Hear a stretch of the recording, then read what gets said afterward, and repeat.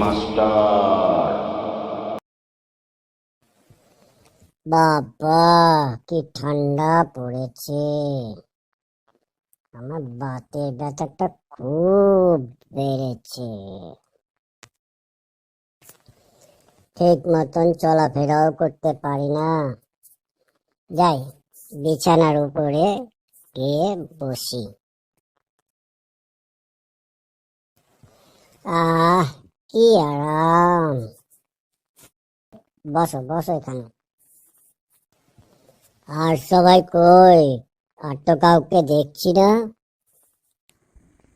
চলে আসবে এখনই, এই এলো বলে।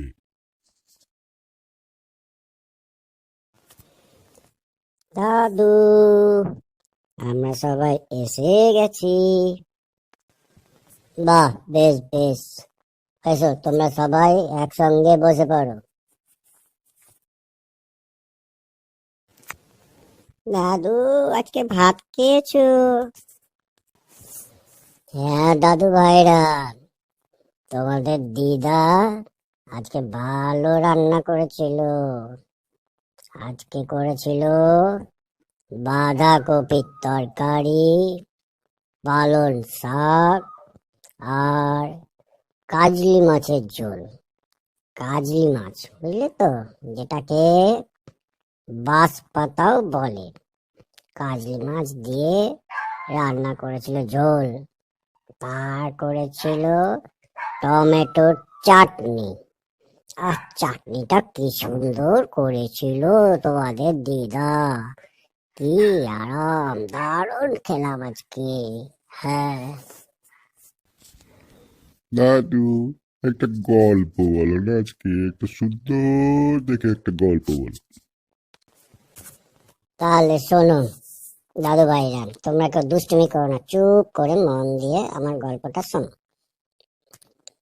এক চাষি ছিল। এক চাষির 4টে ছেলে ছিল। ছেলেগুলো চাষির কথা একদম শুনতো না, খালি অবাধ্য ছিল।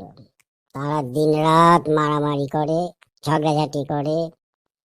এই নিয়ে চাষির মনে খুব অশান্তি। এই 4 ছেলেকে কিছুতেই শিক্ষা দিতে পারছে না। সে কি করবে? সে এবার চিন্তা করতে থাকলো, এই 4 ছেলেকে কি করে তাদেরকে সৎ পথে, সৎ চিন্তা তাদের মধ্যে নিয়ে আসা যায়। তখন চাষি একদিন কি করলো, তাদের ডাকলো, বললো, বাচ্চারা তোমরা এসো, তোমাদেরকে একটা কথা বলি। আস্তে আস্তে 4 ছেলে চলে এলো, এসে ঘরে বসলো। বললো, বলো কি বলবে বলো। বলে, শোনো, ওই দেখো ওখানে পাটকাঠির গোছা দেওয়া আছে, হ্যাঁ? ওই গোছাগুলো থেকে তোমরা এক কাজ করো, একটা করে পাটকাঠি নাও। একটা করে পাটকাঠি নিয়ে ভাঙো। এবার প্রত্যেকে একটা করে পাটকাঠি দিয়ে ভাঙতে আরম্ভ করলো। হ্যাঁ, 4 জনে পটাপট পাটকাঠিগুলোকে ভেঙে দিল। এইবার চাষি বলছে, শোনো, এইবার তোমরা ওই পাটকাঠিগুলোকে পুরো গোছা করো। একসঙ্গে পাটকাঠিগুলোকে বাঁধো, বেঁধে গোছা করো।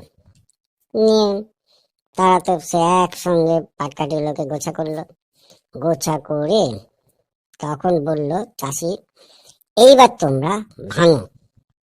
তখন তো কোনো ছেলেই আর পাটকাঠি ভাঙতে পারছে না। হ্যাঁ, একটা একটা করে তো দিব্যি ভেঙে দিয়েছিল।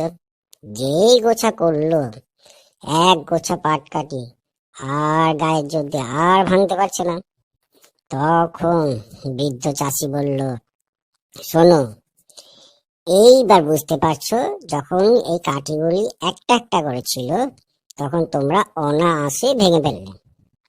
আর এই কাঠিগুলি যখন একসঙ্গে বাঁধা হলো, একজোট হয়ে গেল, তখন তোমরা আর গায়ের জোর দিয়ে ভাঙতে পারছো না। তাহলে বুঝতে পারছো তোমরা যে একসঙ্গে একতাবদ্ধ ভাবে যদি থাকতে পারো তোমরা, তাহলে তোমাদের কেউ ভাঙতে পারবে না। আর যদি একা একা ঝগড়াঝাটি করো, মারামারি করো, তাহলে অন্যরা সুযোগ পেয়ে যাবে। তখন তোমাদের ওই একটা একটা লাঠির মতন তোমাদেরকেও ভেঙে ফেলবে, তার মানে তোমাদেরকে ক্ষতি করতে পারবে। কিন্তু তোমরা যদি একসঙ্গে একতাবদ্ধ হয়ে থাকতে পারো, তাহলে পরে তোমাদের কেউ কোনো অনিষ্ট করতে পারবে না। বুঝতে পেরেছ?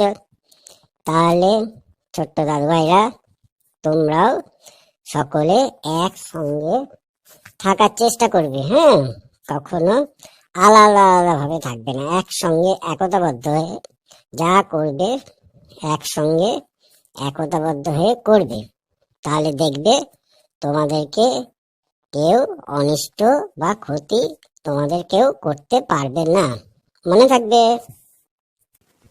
বাহ, খুব সুন্দর গল্পটা। আমরাও একসঙ্গে থাকবো। হ্যাঁ, আমরা আলাদা হব না দাদু, সব সময় একসঙ্গে একতাবদ্ধ ভাবে সব কাজ করব। হ্যাঁ, তাই করবে। তাহলে দেখবে তোমাদেরকেও কেউ আর কোনো ক্ষতি করতে পারবে না। তাহলে এটাই মনে রাখবে। আজকের মতন গল্প তাহলে আমার এখানেই শেষ হলো। আবার কালকে, হ্যাঁ, আবার কালকে চলে আসবে, আবার অন্যদিন আর একটা গল্প বলবো, সেই গল্পটাও তোমাদের ভালো লাগবে। তাহলে হ্যাঁ আজকে ঠিক আছে, তোমরা সবাই যে যার বাড়িতে তাহলে যাও, চলো চলো বাড়িতে যাই গিয়ে একসাথে। পড়াশোনা করো গে। ঠিক আছে?